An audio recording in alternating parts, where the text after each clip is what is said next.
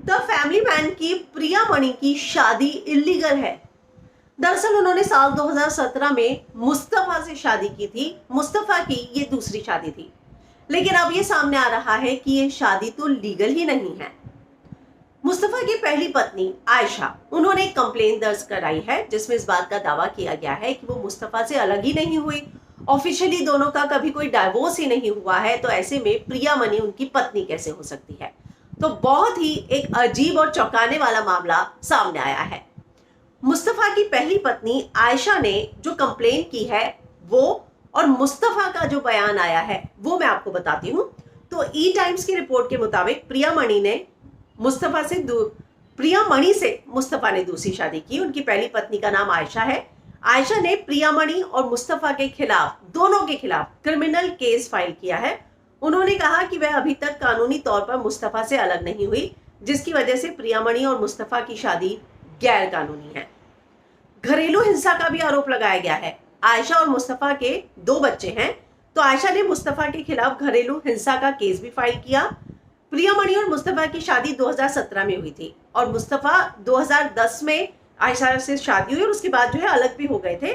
2010 से अलग रह रहे हैं और 2013 में तलाक हुआ, ऐसा मुस्तफा ने दावा किया है। तो आयशा से जब इस बारे में पूछा गया तो उन्होंने कहा, मुस्तफा मुझसे अभी भी शादीशुदा है। प्रिया मणि और मुस्तफा की शादी गैर कानूनी है। हमने तलाक भी फाइल नहीं किया।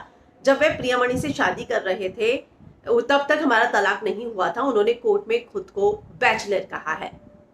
मुस्तफा का कहना है कि सारे आरोप गलत है। मैं इन सारे बारे में बात नहीं करना चाहता, लेकिन ये बात सही है कि आयशा ने केस किया है।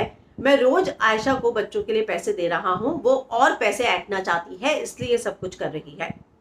वो कहते हैं कि मैं और आयशा साल 2010 से अलग रह रही हैं। साल 2013 में तलाक हो गया था और मेरी तो प्रिया मणि से शादी 2017 में हुई है। तब आयशा चुप क्यों रही? और आयशा के मुताबिक मुस्तफा की वजह से वो 2017 में इस बारे में बात नहीं कर पाई। 2 बच्चों की मां होने के नाते वो क्या कर सकती थी।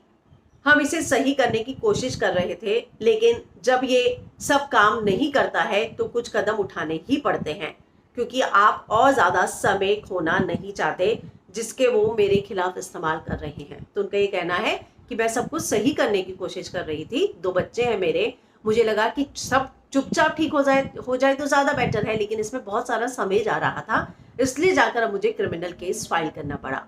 तो ये बहुत बड़ी चौंकाने वाली बात सामने आई है कि प्रिया मणि ने जो शादी की है क्या वाकई में इलीगल है।